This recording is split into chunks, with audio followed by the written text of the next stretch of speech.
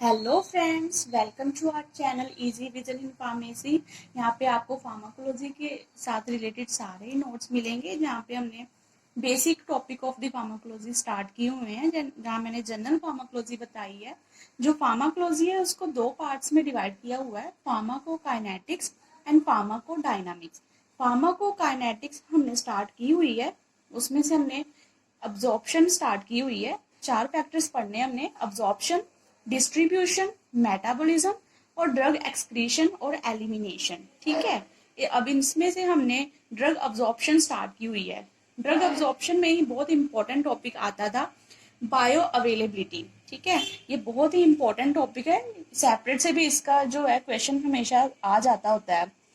Bio availability होती क्या है? Bio availability is defined as the measure of fraction of drug that reaches into systemic circulation in unchanged form.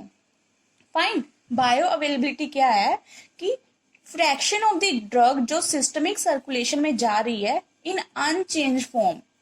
ठीक है, उसकी form में कोई चेंज नहीं हुआ, कितनी की ड्रग जो है सिस्टमिक सर्कुलेशन में अनचेंज फॉर्म में गई है, उसको हमने मैयर करना है। जो मैयर करके वैल्यू आएगी that is the bio availability. Fine, bio availability की एक और डेफिनेशन है, bio availability is the rate and extent of drug absorption. Fine, rate means कि स्पीड हम बोल सकते हैं, ठीक है, टाइम बोल सकते हैं कि कितना टाइम लगा।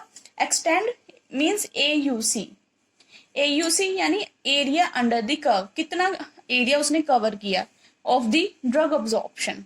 ये जो AUC है ये स्टैटिस्टिक्स का टॉपिक है, बहुत डिटेल में है। ठीक है, आप उसमें देखेंगे AUC area under the curve. ये ग्राफ से मैंने शो किया हुआ है, कंसंट्रेशन वर्सेस टाइम लिया हुआ है। यहाँ पे कंसंट्रेशन हमारी, यहाँ पे ये टाइम है। ठीक है, यहाँ पे इंक्रीजिंग ऑर्डर है, बढ़ रहा है टाइम। जैसे यहाँ पे अगर 1 आर है तो यहाँ पे 2 आर होगा, यहाँ पे 3 होगा, यहाँ पे 4 होगा। इसी तरह कंसंट्रेशन भी उसकी 1 mg है, यहाँ पे 2 mg है, यहाँ 3 mg है, 4 mg है। ठीक है, अब यहाँ पे मैंने क्या लिया हुआ है, मिनिमम इफेक्टिव कंसंट्रेशन। इसका मतलब क्या है? Minimum effective concentration. ठीक है, अब जो मेरी वीडियो रेगुलर देख रहे हैं उनको पता है मिनिमम इफेक्टिव कंसंट्रेशन क्या होता है, मैंने बताया हुआ है, बट जिन्होंने नहीं देखा उनके लिए मैं एक बार फिर से बता देती हूँ। मिनिमम इफेक्टिव कंसंट्रेशन क्या होता है कि ये वो पॉइंट होता है ड्रग का जहाँ पे अगर इस ये बॉर्डर हम इसको कह सकते हैं, बॉर्डर है किसी भी ड्रग का। ठीक है, अगर ये जो भी हमारी ड्रग है इसको क्रॉस नहीं कर पाएगी, जैसे ये हमारी नीचे नीचे ही रह गई। ठीक है, अगर कोई भी ड्रग इसको क्रॉस नहीं कर पाती तो उसका जो है थेरापेटिक इफेक्ट जो भी होगा, ठीक है, जिसके लिए हमने उसको ली थी, बॉडी में एडमिनिस्टर करवाई थी, वो हमें शो नहीं होगा। थेरापेटिक इफेक्ट इसका शो नहीं होगा।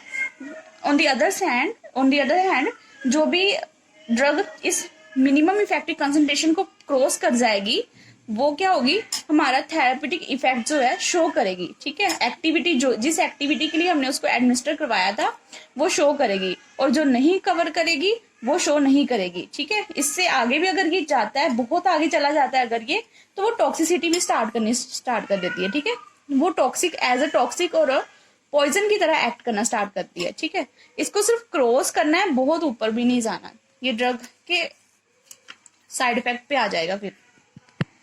The bioavailability of IV routes is supposed to be 100%। ठीक है, जो IV क्या होता है? इंट्रावीनस।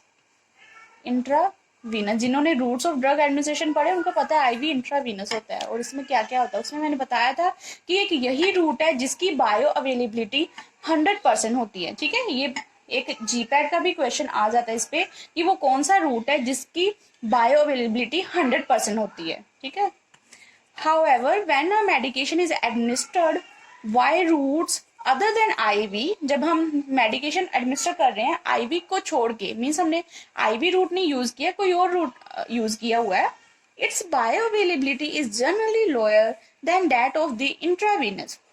ओके, इसकी जो बायो अवेलेबिलिटी है वो कम होनी स्टार्ट हो जाती है। जो IV की है वो तो 100% है due to first pass metabolism. ये ऐसा क्यों होता है? फर्स्ट पास मेटाबॉलिज्म, ठीक है। जो ड्रग है अगर हम सपोज ओरली देते हैं, आईवी नहीं देते, आईवी में हमने सीधी ब्लड सर्कुलेशन में दी, ठीक है, तो वहां से वो सर्कुलेट होके जहां पे हमें एक्शन चाहिए साइट ऑफ एक्शन चली जाएगी, साइट ऑफ एक्शन चली गई। यहाँ पे क्या होगा, अगर हम अदर देन में क्या हो गया, अदर देन में हो गया हमारा फॉर एग्जांपल ओरल रूट लिया हुआ है, ओरल रूट लेंगे तो क्या होगा, जो ड्रग है फर्स्ट पास मेटाबॉलिज्म में चली जाएगी। कहाँ पे जाएगी, जैसे लीवर पे हो जाती है, कुछ ड्रग किडनी में भी मेटाबोलाइज होती हैं, but most of the drug जो है वो लीवर में ही मेटाबोलाइज होती है, ठीक है, तो वहां पे चली जाएगी। तो वहां पे जो होगा ये मेटाबोलाइज होने के लिए चली जाएगी, वहां पे मेटाबोलाइज होगी, जिससे उसकी बायो अवेलेबिलिटी जो है, बायो अवेलेबिलिटी मीन्स कि अवेलेबल कितनी हुई है ड्रग, कहाँ पे, साइट ऑफ एक्शन, जहां पे हमें एक्शन चाहिए वहां पे ड्रग कितनी अवेलेबल हुई है। तो अगर वो मेटाबॉलिज्म मेटाबोलाइज होने चली जाएगी लीवर के पास, तो ऑब्वियसली उसकी कंसंट्रेशन जो है वो डिक्रीज हो जाएगी साइट ऑफ एक्शन के पास। फाइन। अब कौन कौन से फैक्टर्स हैं जो बायो अवेलेबिलिटी जो है ड्रग की उसको इफेक्ट करते हैं, ये जस्ट हमें पता होने चाहिए, ठीक है। फिजिकल प्रॉपर्टीज जो है ड्रग की वो इफेक्ट करती हैं, जैसे कोई सोलिबिलिटी है ड्रग की, ये भी एक पॉइंट है। अगर ड्रग जो है सोल्यूबल नहीं होगी एक्वस फेस में, एक्वस मीन्स वाटर, ठीक है, एक्वस फेस में सोल्यूबल नहीं होगी तो उसकी जो अब्जॉर्प्शन है वो नहीं होगी, ठीक है। कोई भी ड्रग की अब्जॉर्प्शन होने के लिए वो एक्वस फेस में सोल्यूबल होनी चाहिए। पीके, ठीक है, ये पीएच जिन्होंने किया हुआ उनको पता है, पीके वैल्यू उसकी देखनी पड़ती है हमें। ड्रग फॉर्मुलेशन, अब फॉर्मुलेशन भी हमने देखनी कि हमने कैसी फॉर्मुलेशन बनाई है। इमीडिएट रिलीज एक्सीपियंट्स यूज किए हैं कि हमने उसमें ऐसे एक्सीपियंट्स यूज किए हैं कि जब भी हम उसको एडमिनिस्टर कराएंगे उसी टाइम वो अपने जो है एक्सीपियंट रिलीज करेगा, डिजोल्व होनी शुरू हो जाएगी। यूज मैन्युफैक्चरिंग प्रोसेस या मेथड, हमने मैन्युफैक्चरिंग मेथड कौन सा यूज किया है, हम इसमें ये भी पॉइंट ले सकते हैं कि हमने डिलेड रिलीज जो होती है टैबलेट की वो वाली फॉर्म यूज की है, ठीक है, या फिर हमने कोई ऐसी फॉर्म कोटिंग की हुई है, ठीक है, कोटिंग कर देते हैं हम, जो टैबलेट होती है उसकी हम कोटिंग कर देते हैं, ठीक है, डिफरेंट डिफरेंट चीजों के साथ, ताकि हम डिजायर्ड इफेक्ट आ सके, ठीक है। कई बार हमने जो एंटेरिक कोटिंग, और ये भी सुटिक्स का ये टॉपिक है कि कौन कौन सी कोटिंग होती है, ठीक है, तो उससे भी जो इफेक्ट है वो डिले हो जाता है।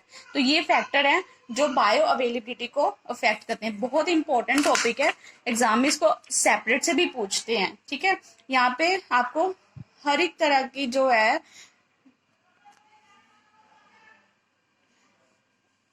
अगर आपको मेरी वीडियो पसंद आ रही है तो प्लीज लाइक करें, शेयर करें, सब्सक्राइब करें। Thank you so much.